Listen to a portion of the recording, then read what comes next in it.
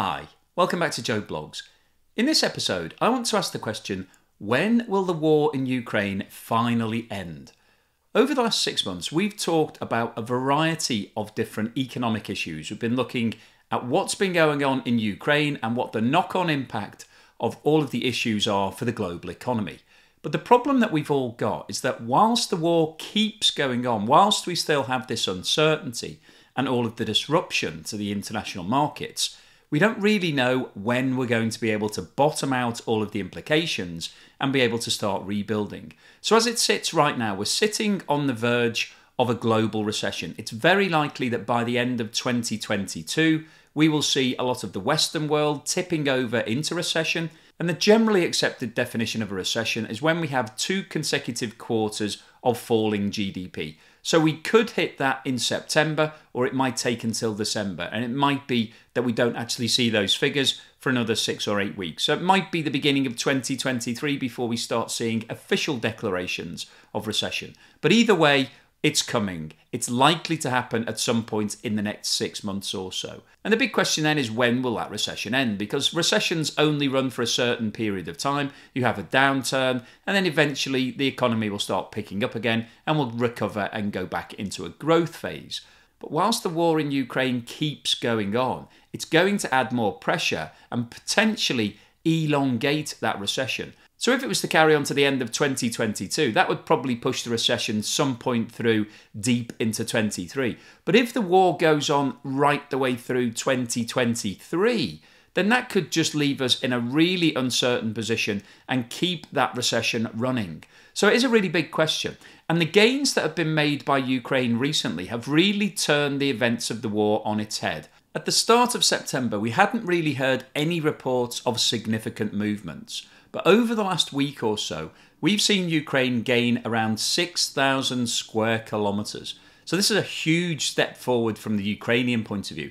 And the big question now is, what will President Putin do in response to this? So in today's video, I'll have a quick recap of the events in Ukraine over the last week. We'll then run through all of the different options that President Putin has available to him. And those options range from regrouping and trying to retake all of that lost territory, right through to a peace treaty. So I'll run you through a variety of different options and I'll look at the economic implications of those options. And then finally today I'll wrap up with my summary as to what I think is likely to happen over the next 3 months in the war. Because historically, that's a very difficult time to keep a war going because it gets very cold in this region. And I'll talk about the economic implications for Russia, Europe and the global economy. So before we get started on all of that, if I could ask you to give me a thumbs up at some point during this video if you're enjoying the content. Please subscribe if you haven't done so already. Don't forget, I always include chapters, so if you don't have time to watch the whole video, you can skip through things. And if you'd like to support the channel, please have a look below where you'll find links to YouTube, super thanks and membership, as well as Buy Me a Coffee and Patreon. As I mentioned at the start of the video, Ukraine have made remarkable gains over the course of the last week or so in its counter-offensives. And to cover that off, I just wanted to show you a short video which shows the actual areas that they've taken back from Russia. Counter-offensive has reshaped the battlefield in a matter of days. They've taken more territory in the past week than Russia has since April. The Ukrainians have found a gap in the Russian lines and they pushed in here very quickly. They've moved very fast, they've got behind the Russians, and the Russian front has collapsed. And so this area now has turned back to Ukrainian control. What kind of a difference have the Western supply of weapons made here? I want to zoom in as well on this region so we can look at it. Well, I think what we've seen really is a number of things. First of all, the Russian initial attack probably didn't have enough troops, and now they've run out of momentum, they're running out of troops, they're running out of often irreplaceable equipment, using these new NATO standard artillery and rockets that have come in. The Ukrainians have been destroying all of the supply lines, the stocks of these weapons. And so it's been a very slow process and then suddenly a very quick one as the Russians collapse and they run out. And so, and also what the Ukrainians have done very effectively is they've combined their different parts of the army, the Air Force, the ground troops, the rockets, and they've moved very quickly. So the Russians don't have enough forces to control this very long front line, and the Ukrainians have punched through that. And that's where we see this, with the red as Russian territory on August 28th, and by September 11th, that is exactly. So what we see, the Ukrainians came through here, they pushed on towards Kupiansk, which is a key sort of infrastructure point, and then they struck south, and then This key town, the Russians had to basically flee it in disorder and then try and regroup beyond the river. And I just want to show for comparison, this was the map back on April 2nd, when we'd seen another sort of what Russia called regrouping after their withdrawal from Kiev there. But essentially, they had all this territory up here that they'd taken. They were still attacking from Crimea down there. And if you compare that now to what we're seeing, it's a net loss. Yeah, I mean, the Russians are saying that the policing invasion is still going according to plan. But what you see there, as you say, is a series of losses for Russia. They've committed troops, first of all in Kiev, then in Donetsk, then down to the south. Now they're trying to possibly push back. They may have lost up to 80,000 troops, 50,000 dead and another 30,000 injured, thousands of tanks and armoured vehicles. So for all of this period, they've suffered all those losses, and now Ukraine is I think, sensing that there are gaps where they can maybe move in further into the south. There's 15 to 20,000 Russian soldiers in Kherson on the western side of the river. They can't really get across. Yeah. Ukrainians are pushing here. It's possible the Ukrainians will do a third attack somewhere along this line. They'll look for gaps where the Russians can't now deploy to stop them, and they'll try and push in. So they'll keep the Russians on the back foot now up until the winter. So let's talk about the options that President Putin has in front of him in terms of his response to Ukraine's counteroffensive. Well, the most obvious option is to regroup and attack, to try to take back all of this land that Russia has lost. But there's a major problem with that. Russia is struggling from a resources perspective. They've lost a lot of people. Now, we haven't seen any official numbers. Russia will not release any data as to how many people they've lost in this conflict. But the estimates that I've seen range between 15,000 and 50,000. And that's obviously a big range. But if they have lost as many as 50,000 personnel, that is a lot of casualties. And one of the reasons that Ukraine was successful in its counteroffensive over the last week or so is that in the areas that they've taken back, Russia didn't have the same volume of personnel and didn't have the level of military equipment it needed to be able to defend that land. So Russia is starting to show the strains of this long drawn out offensive that they've been involved with. So the big question with regards to regrouping and attacking is, do they have the sufficient resources? The director of Poland's RECESSIon Resources stated that Russia does not have the manpower to be able to man any sort of counter-offensive. Volunteer battalions are under strength, and the recruitment campaign is not delivering what was expected. He believes that fewer Russians now want to join the military, and if Moscow wants to add more manpower, it will need to conduct a mobilisation. So it does seem that Russia is now struggling to get sufficient forces into the Ukraine area to be able to defend its positions. And in response to this, at the end of August, President Putin passed a decree increasing the size of Russia's armed forces from 1.9 million to just over 2 million. That increase included a boost of 137,000 in the number of combat personnel to 1.15 million. Now, officially, this was due to come into effect on the 1st of January. However, that date may now be brought forward given what's been going on in Ukraine over the last week or so. Now, interestingly, the last time President Putin increased the size of the Russian army was in November 2017, when the number of combat personnel was set at just over 1 million, and the total headcount of the armed forces was 1.9 million. President Putin's decree did not stipulate how the increase in headcount was to be achieved, but instructed the government to assign the corresponding budget. According to the International Institute for Strategic Studies, Russia had 900,000 active service personnel at the start of 2022, and reserves of 2 million people with service within the past 5 years.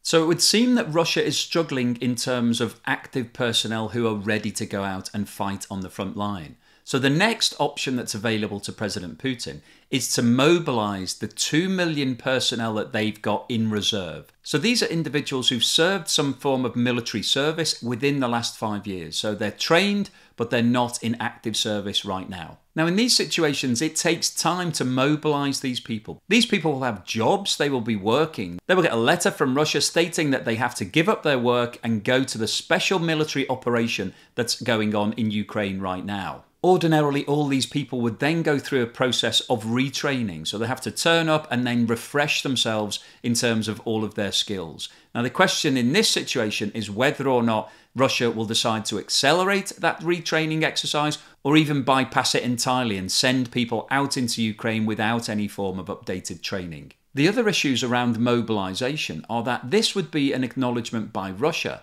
that they're involved in some form of war. Up until now, the invasion of Ukraine has been deemed a special military operation and therefore has been put on a lower level than a war. Calling more people up into the army is an acknowledgement that they're in some form of war, and it also admits that they're not winning, because you wouldn't need to keep calling more people up if the offensive had been entirely successful. So there's a question mark as to whether or not President Putin will want to proceed with the mobilisation because of those issues. But the other factor here is that it's likely that most of the people who are reservists who are in this mobilisation camp won't want to go to Ukraine because they're living their normal everyday lives. They've got jobs and families. They're not interested in going over to Ukraine to fight a war that potentially Russia is now starting to lose. So there's a morale perspective amongst the individuals, and there's also a national morale issue, because if Russia is seen to be losing this war, then President Putin could lose the support of all of his people. So there's a lot of really delicate issues at play here with regards to calling up more people to try to regain all of that ground that Russia has lost. An alternative to sending more men to the front line is to start using more Russian missiles to hit key strategic targets within Ukraine. And it was recently reported that Russia used missiles to attack a power station in Ukraine in order to take out the power and cause maximum chaos in that area. On the edge of Kharkiv city, fire crews battle ablaze at one of Ukraine's biggest power and heating plants. Flames in the night sky are the only source of light as the region is plunged into darkness. A missile struck an infrastructure site. Transformers which serve the city of Kharkiv were damaged.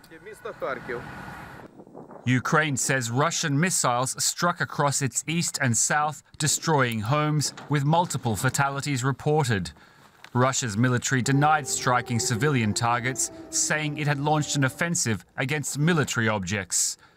But Kyiv says Russia is retaliating by air as its infantry loses ground. So President Putin does have the option of using cruise missiles, which can be specifically targeted to hit key Ukraine infrastructure. Now, the problem with that is that whilst that will cause a lot of disruption and will cause maximum problems for Ukraine, it doesn't enable Russia to actually regain that territory. All it will be doing is causing mass disruption. So Russia will need to have armed forces to follow up on any of these missile attacks if they're looking to try to take back that territory. But it is a very real option because Russia does have sophisticated missiles that it can deploy over long distances. So missiles are an option. And one of the ongoing concerns from Ukraine's perspective is the nuclear power plant that's been in the middle of the battlefield. And if Russia was to target that power plant and to send missiles into the plant itself, then that obviously could cause some form of nuclear disaster in Ukraine. Now, I don't think that they would do that, because that would really be cutting your nose off to spite your face. If Russia is invading Ukraine because it wants to take this territory permanently, it wants to make it part of an enlarged Russia, then the last thing that they would be interested in doing is setting off some form of nuclear explosion, because that would make all of that area completely unoccupiable. So Russia would be taking over ground that nobody can live in because it's contaminated with some form of radioactivity. Now, one of the tactics that President Putin was hoping was going to bring a quick resolution to this war was to threaten to switch off all of the energy supplies to Europe. So it's been reported that he was expecting that turning the pressure up on Germany and Italy and a lot of the big economies in Europe would encourage those countries to tell Ukraine to come to the table and agree some form of peace settlement. So in order to avoid a long drawn-out war that went through the full winter period, because Russia is fully aware, even going back to Napoleonic times, of how difficult it is for people to engage in warfare during the Russian winter. And so it's been reported that he was hoping to avoid this winter conflict by turning up the pressure on Europe and getting everybody around the table. But clearly that has not worked, because Russia has already switched off the gas supplies to countries such as Poland and Denmark and Finland. And Nord Stream 1, which is the large pipeline that takes the majority of gas to Germany, one of the biggest buyers in Europe, has been out of service for most of the last month. The first part of the month, it was meant to be a maintenance period, and then we had all of these issues with regards to the turbine that had been sent to Canada by Siemens, and then the Canadian authorities said that it wasn't allowed to be sent back because of the sanctions, and then President Putin said that there was an oil leak that was stopping them from being able to put the gas through the pipe because it was potentially dangerous. So there's been a lot of reasons why Nord Stream has been switched off. But the bottom line is that most of the supply from Russia to Germany has been stopped for the last month or so. So we're already at that situation where Russia isn't supplying Europe for various reasons.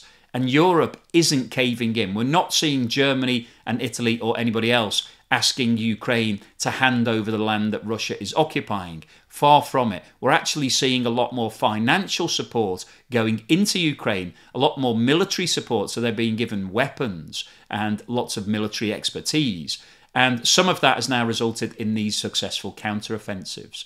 So the concept of President Putin forcing Europe into some form of submission, saying, okay, we'll agree a peace agreement and let you have the land that you've already taken in Ukraine, hasn't happened. That hasn't worked. So I don't think there's an option for President Putin to force any of the countries into that position any longer, because we've already gone past the point of no return. Most of Europe is already assuming that all of the gas supplies will be switched off at some point in the near future, and that Russian oil won't be available either. So everybody's preparing themselves. And on the positive front, from Europe's perspective, they've now got their gas storage facilities more than 80% full. This was a directive that the EU issued to all of the main countries, saying that they wanted to see 80% capacity by the 1st of November. Well, we're already there for most countries. So everyone's in a position now where they should have enough gas to at least see them through until February or March in a worst case scenario. That assumes that they can't get gas from other options such as Norway, LNG, all of those sort of things. So I don't think Europe is ready to give up on the fight against Russia. So Russia doesn't have the option of forcing them to do that.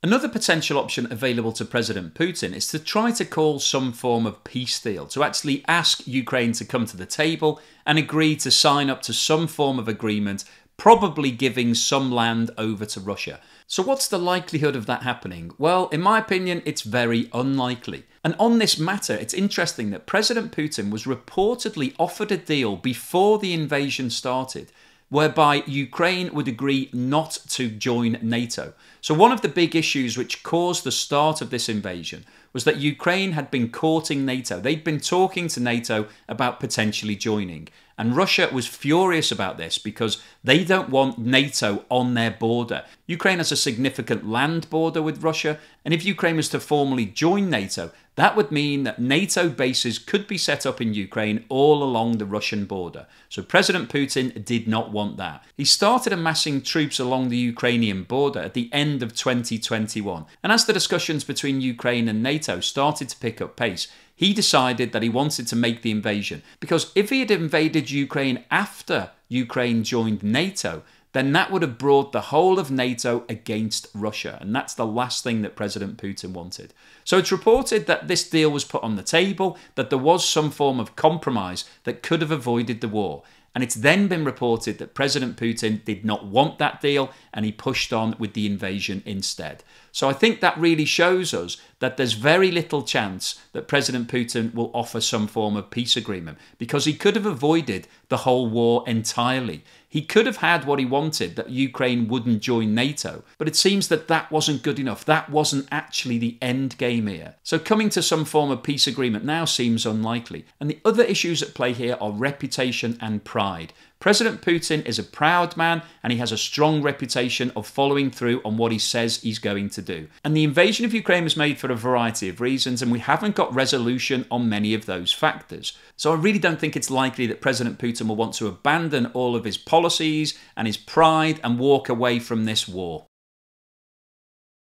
Now, I wanted to cover off all of the potential options. So the final option, the Armageddon option, is obviously for Russia to go nuclear. So what are the chances that President Putin decides that he wants to press the red button? Well, Tony Brenton, who's a former British ambassador to Russia, thinks that there is a possibility. In a quasi-autobiography written by President Putin in 2000, He recalled cornering a rat in a corner with a stick when growing up in a dilapidated apartment building in Leningrad, and being surprised when the cornered animal threw itself at him and turned the tables. And Tony Brenton has warned that a cornered Putin could go nuclear if he faced a humiliating defeat with no face-saving off-ramp. If the choice for Russia is fighting a losing war and losing badly and President Putin falling, or some kind of nuclear demonstration, I wouldn't bet that they wouldn't go for the nuclear demonstration. However, retired US General Ben Hodges, former commander of the US Army Forces in Europe, thinks that whilst there is a potential risk, it's unlikely to happen.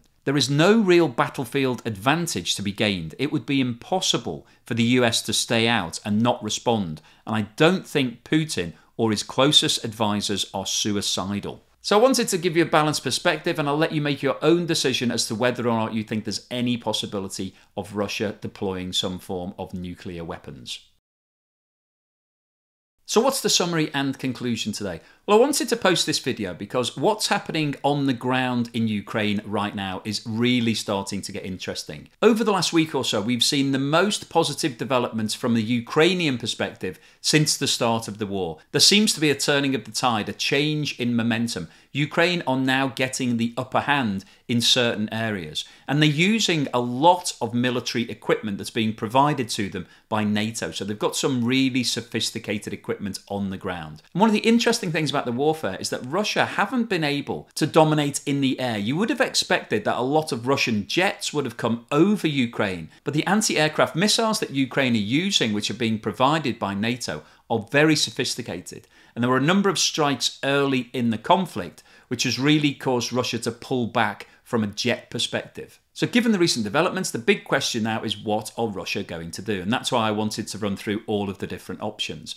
I think the summary from what we've just discussed is that Russia looked to be struggling from a resource perspective. It looks from what's happening that Russia were not expecting this war to last for more than 6 months. But it's now been going on for around 7 months, and there doesn't seem to be any obvious end in sight. So Russia are now facing the prospect of having to dig in for the long term to send more people and more resources into Ukraine to maintain the positions that they've already got. Or they're going to start losing because Ukraine are really stepping things up, and we're also going into the winter period. And the problem that Russia have is that they're operating overseas. They're in another country. So they need to set up supply lines to keep all of their armed forces fed and lots more military equipment coming through. And that's difficult in the winter period because you've got the simple problem of snow and ice and all of the other issues that will be happening on the ground. So the likelihood is that over the next few months, Ukraine will start having a physical advantage because they're on home territory. They can easily keep all of their troops supplied. So we may well see Ukraine taking more ground